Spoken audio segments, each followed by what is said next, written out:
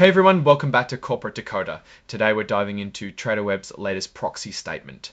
Think of it as corporate homework, but with potential financial benefits or not. This document invites Tradeweb's shareholders to their annual meeting. It lists important business matters such as electing directors, ratifying their accounting firm, and voting on executive pay.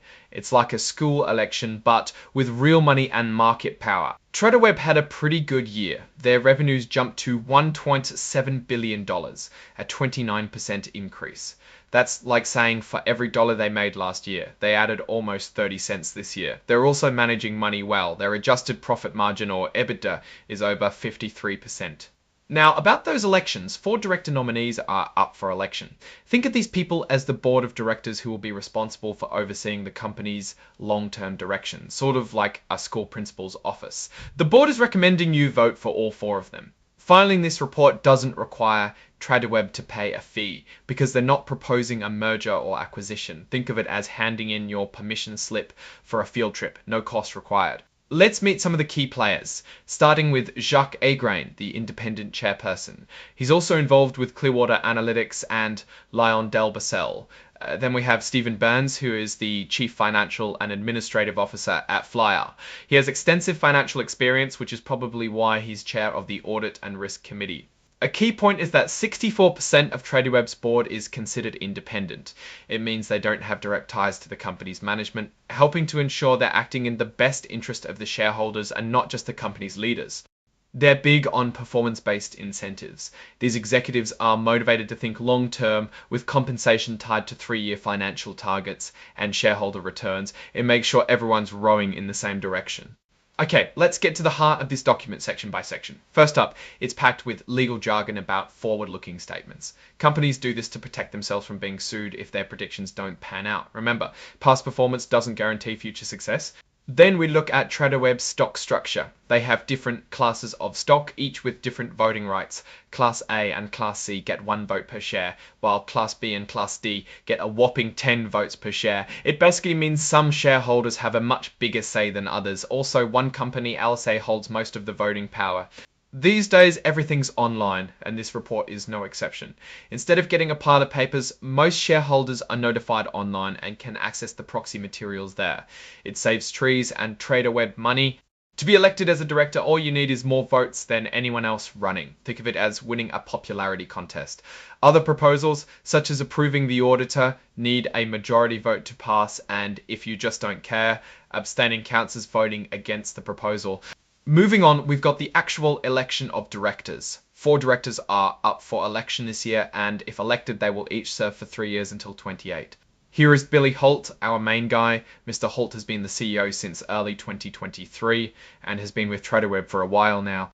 Lisa Opoku, who is the Chief Operating Officer at FS Investments and has more than 20 years experience at the Goldman Sachs Group. She's the governance girl. And finally, here we have Jacques Aigrain, who is a director at Clearwater Analytics, and he is qualified to serve on the board because of his experience in global financial services. Tradeweb notes that they are a controlled company. This is because Refinitiv has most of the voting power, so they don't necessarily have to follow certain rules that require independent directors and committees. However, they're currently choosing to follow those rules anyway. Tradeweb has pretty standard corporate governance practices such as a majority independent board and regular meetings. They engage with stockholders, proactively seeking their insights on important issues. It is crucial to note that the board oversees key risk matters. They keep an eye on cybersecurity and work to prevent data breaches. This becomes more relevant in our day and age. Time to choose the auditor. The board wants you to ratify or approve their choice of Deloitte and Touche as the company's independent accounting firm. Deloitte's fees for auditing and related services were about $5.5 million, which is all perfectly normal. The Audit and Risk Committee is happy with Deloitte and they recommend you vote for to keep them on board. The Audit and Risk Committee basically said, yep, we've reviewed the financials with management and Deloitte and everything looks good to us. They are recommending that the financial statement should be included in the company's annual report on Form 10-K. Here is the time to speak up about executive compensation. The board is asking you to give a non-binding thumbs up to how they're paying the top executives. Translation. They want to know if you think they're paying the executives too much, too little, or just right.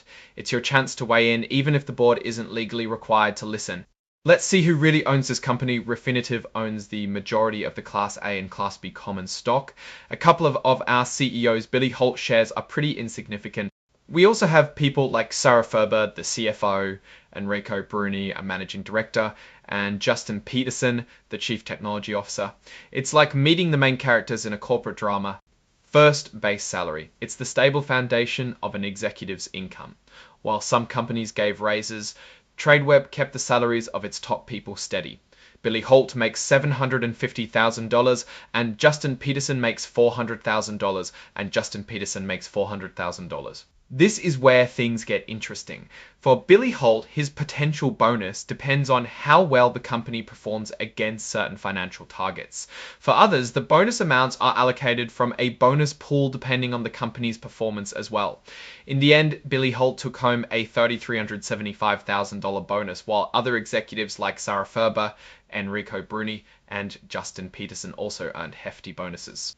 To keep executives invested in the company's future, Tradeweb hands out stock-based awards called RSUs. Then it grants PRSUs, which are tied to the company's financial goals.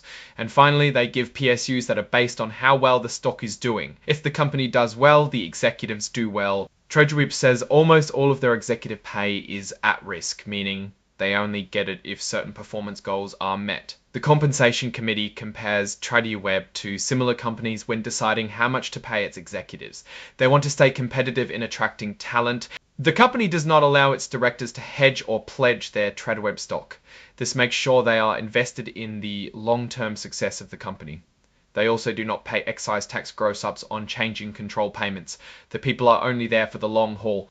One interesting detail is the audit and risk committee. It's like the financial police, checking everything twice. The audit and risk committee is there to keep everything transparent and on the up and up. The company has a strict securities trading policy, which is a set of rules and procedures designed to prevent insider trading, which is of course illegal.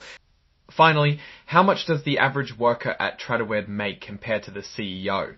About $241,835 compared to the CEO's $16,735, which means the CEO makes 69 times the average worker. Now, what does this all mean? Tradeweb is doing quite well financially, as we can see by that huge jump in revenue. There's a big emphasis on performance-based compensation, aligning the executives' interests with the company's interests. There is a substantial amount of power concentrated in the hands of Refinitiv, as we saw earlier. And you might wonder if this is good. It's a double-edged sword. It means stability and vision, but can also stifle innovation. They need to avoid disruption and stay competitive in the fast-moving fintech world. It would also be nice to see even more emphasis on metrics related to non-financials. Overall, Tradeweb appears well managed, but like any complex financial company, there are some risk factors, key person risk and dependence on Refinitiv. If you found this corporate deconstruction helpful, please like, comment and subscribe. It helps us keep digging into these interesting financial documents.